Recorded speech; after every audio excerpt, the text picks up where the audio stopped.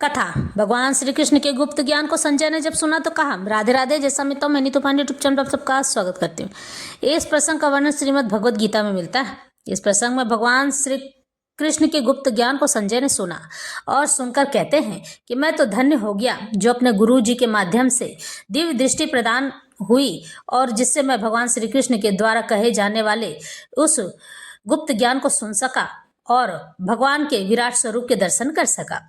आज मेरे गुरु ने मुझे वो दे दिया जिसका मैं सोच भी नहीं सकता था। इस तरह से भगवान श्री कृष्ण का धन्यवाद करते करते अपने गुरु का भी परम धन्यवाद संजय करते हैं और उनका गुणगान करने लग जाते हैं। इस प्रकार से कहते हैं, व्यास प्रसादा श्रित वाने वद गुप्त महम परम योगम योगेश्वराम कृत्स्नात् साक्षात कृष्ण कथयतः स्वयं। संजय ने कहा, महर्षि वेद व्यास जी की कृपा से ही मैं यह परम गुप्त ज्ञान श्री कृष्ण के मुखवाणी से सुन पाया हूँ। इस तरह से भगवान श्री कृष्ण के बारे में बार बार कहते हैं कि भगवान श्री कृष्ण की कही जाने वाली यह गुप्त ज्ञान मैं सुन पाया और समझ भी पाया हूँ। इससे मेरा जीवन धन्य धन्य हो चुका है। और उसके बाद वेद व्यास जी को समर्पित और अर्पित करते हुए अपने आप को कहते हैं कि मेरी गुरु ने ही मुझे दिव्य दृष्टि प्रदान की है। मैं आपको यहाँ बता दूं कि संजय वेदव्यास जी के परम प्रिय शिष्य थे और वेदव्यास जी ने ही महाभारत की रचना की है। और उसके बाद संजय ने यह भी कहा कि मेरे गुरु ने ही मुझे इस सौभाग्यशाली गुप्त ज्ञान को सुनने और देखने का अवसर प्रदान किया है। वेदव्यास जी ने ही संजय को दिव्य दृष्टि प्रदान की थी ताकि वह धृतराष्ट्र को गुप्त ज्ञान या कुरुक्षेत्र में होने वाली किसी भी चीज को उन्हें बता सके और समझा सके। लेकिन यह गुप्त ज्ञान संजय ने जब देखा और सुना तो धृतराष्ट्र को भी बताया, जिससे धृतराष्ट्र भी इस गुप्त ज्ञान के भागी हो चुके थे। लेकिन कहते हैं ना कि किसी भी मूढ़ व्यक्ति को यानी बेवकूफ जो मोह माया में फंसा हो उसे गुप्त ज्ञान मिल भी जाए तो उस गुप्त ज्ञान का वह लाभ नहीं उठा सकता है। भगवान इस गुप्त ज्ञान के माध्यम से हमें बताना चाहते हैं कि महाभारत यानी भगवद गीता सबके जानने की बस की बात नहीं है। जो मूढ़ और मूर्ख बुद्धि वाले होते हैं उन्हें यह भगवद गीता कभी समझ में नहीं आती है। वह तो माया में फंसे हुए थे, इसलिए अंत समय तक अपने पुत्र के मोह में ही रोते रहे। गुप्त ज्ञान जानने के बाद भी वह यह न समझ सके कि माया से निकलना ही मनुष्य के जीवन का परम लक्ष्य होता है और माया संतान ही पहली होती है। जब आपकी पहली संतान आपके पास होती है तो उससे मनुष्य को बहुत लगाव हो जाता है। कोई भी व्यक्ति अपनी पहली संतान और अपनी छोटी संतान से सबसे ज्यादा स्नेह करता है। बाकी बीच के संतान है उसके लिए मध्यम वर्गीय बराबर होते हैं। इस तरह से संजय यह बात समझा रहे हैं और यह बात धृतराष्ट्र को भी बताया कि गुप्त ज्ञान के माध्यम से भगवान श्री कृष्ण हम सबको क्या समझाना चाहते हैं। कर्म ही प्रधान है और मोह से निकलना ही मनुष्य का प्रथम लक्ष्य है। भगवान श्री कृष्ण ही परब्रह्म परमेश्वर हैं। भगवान श्री कृष्ण को पूजना ही मनुष्य के जीवन का सर्वश्रेष्ठ लक्ष्य होना चाहिए। जो उनकी शरण में जाता है, जो उनकी पूजा और उपासना करता है, वह किसी भी प्रकार के दुखों का भागी नहीं होता है, बल्कि इस भव सागर में आए हुए दुख के प्राप्त करने का जो उसका कारण होता है वह भी मिट जाते हैं। भगवान श्री कृष्ण यही समझाते हैं इस गुप्त ज्ञान में कि जो लोग भी मेरा अनुसरण करते हैं और अर्जुन की तरह बनना चाहते हैं तो वह लोग कभी भी किसी भी प्रकार से दुर्बुद्धि नहीं होते हैं, बल्कि धीरे धीरे मेरे शरण में आने पर ज्ञानवान हो जाते हैं और यही लोग लोगों को ज्ञान बांटते हैं और ये लोग ही मुझे अति प्रिय होते हैं। भगवान इन सारे भगवद गीता में यही समझाया है कि जो लोग मेरी शरण में आते हैं, मेरा अनुसरण करते हैं, वो मुझे अति प्रिय होते हैं और मैं उनके हृदय में वास करता हूँ। यही लोग आगे चल के मेरे और अलग भी दूसरे कार्यों को करने में सक्षम होते हैं। जब जब मुझे इनकी आवश्यकता होती है इन्हें मैं पृथ्वी पर भेजता रहता हूँ अपना बनाकर, ताकि वह धर्म की स्थापना कर सके और मेरे बताए हुए इस ज्ञान को लोगों में बांट सके। इस तरह से कहते हैं, इत्यहं वासुदेवस्य प्रार्थस्य च महात्मनः संवाद मिमं श्रोस मभदूतम रोम हर्षणम। संजय ने कहा, इस प्रकार मैंने कृष्ण का अर्जुन कृष्ण तथा अर्जुन इन दोनों महापुरुषों का संदेश सुना और यह संदेश इतना अद्भुत है कि मेरे शरीर में रोमांच हो रहा है। यहाँ पर संजय कहते हैं कि मैं बहुत प्रसन्न हुआ इतने गुप्त ज्ञान को सुनकर।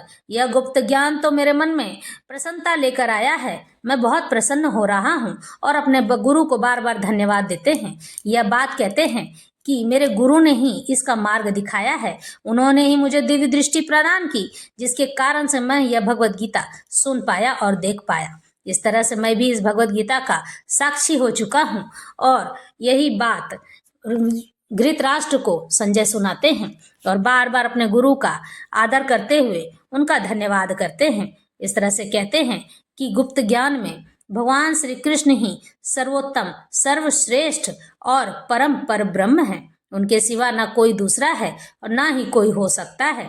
लेकिन परमात्मा इतने दयालु और कृपालु हैं कि अपने भक्तों के लिए स्वयं पृथ्वी पर आ जाते हैं और उन्हें मार्ग दिखाते हैं धर्म का, ताकि वह धर्म का पालन और अनुशासन करके लोगों में, जीवात्मा में वह लोगों को धर्म का अनुसरण करना सिखा सके।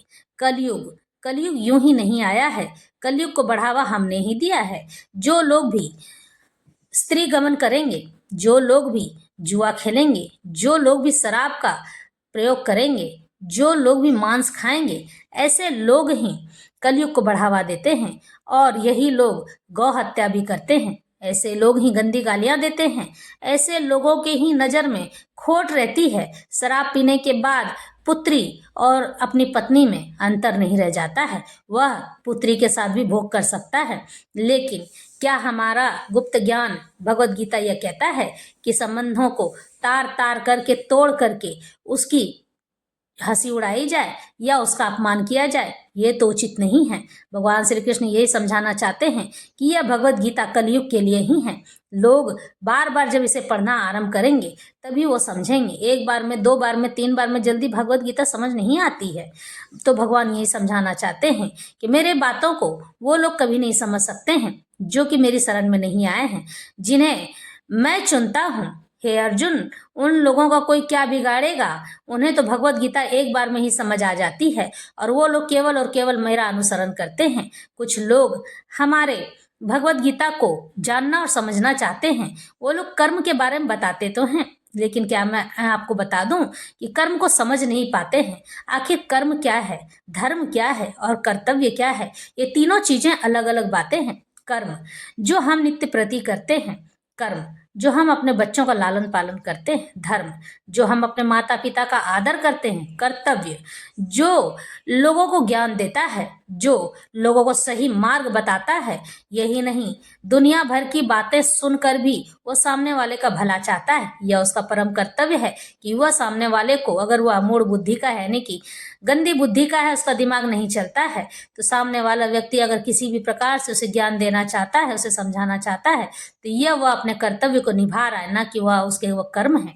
क्योंकि जब वह कर्तव्य पूर्ण कर लेगा तो ही ईश्वर उससे प्रसन्न हो जाते हैं। और यही कार्य सभी को कहते हैं भगवान करने के लिए कि आपके आसपास के जो भी लोग हैं, कोशिश कीजिए कि एक से दो बार में वह इस बात को समझ जाए, धर्म के रास्ते पर चलने लगे। लेकिन अगर एक से दो बार में वह व्यक्ति बात नहीं सुनता है तो तीसरी बार उसके पास जाकर प्रयास नहीं करनी चाहिए, क्योंकि एक बार जिसने नहीं सुना दूसरी बार भी नहीं सुनेगा और तीसरी बार तो आपकी वह अवहेलना कर देगा। इसलिए अपने अपमान को नहीं बढ़ाना है, क्योंकि अपमान और सम्मान अपने हाथ में होती है। अपने मान सम्मान को अपने से ही बचा कर रखना चाहिए। जब सामने वाला व्यक्ति सुनने को तैयार नहीं है तो उसके लिए बार बार दौड़ने की आवश्यकता नहीं है, उसे उसके हाल पर छोड़ दो। जैसा है वह उसी प्रकार से जीता रहेगा और जब ठोकर लगेगी तभी वह इस बात को समझेगा। भगवान यही समझाना चाहते हैं कि जब तक मैं किसी को चुनता नहीं हूँ तब तक वह मेरे पथ पर अग्रसर नहीं होता है और ना ही मेरे लिए वह कोई कार्य कर सकता है। इस तरह से भगवान श्री कृष्ण अर्जुन को बार बार कहते हैं, हे अर्जुन, किसी भी प्रकार से तुम निराश न होना कि तुम्हारी वजह से तुम्हारे गुरु की हत्या हो गई, तुम्हारे तात की हत्या हो गई, तुमने किसी को मार डाला या तुमने गुरु भाई पर कोई प्रहार किया या कोई दुष्ट प्रवृत्ति अपनाई है। यह गुप्त ज्ञान मैंने तुम्हें दिया है और यह गुप्त ज्ञान सभी लोगों के लिए आने वाले समय में भाग्य का कार्य करेगी, उसके भाग्य को बनाने का कार्य करेगी। जीवन बड़ा ही दुर्लभ है, जबकि इस कलयुग में और भी दुर्लभ है। लेकिन कलयुग में भगवान को पाना उतना ही सरल है, जितना लगता है उतना भी सरल नहीं है। भगवान को पाने के लिए बस एक समर्पण की तो आवश्यकता है बस।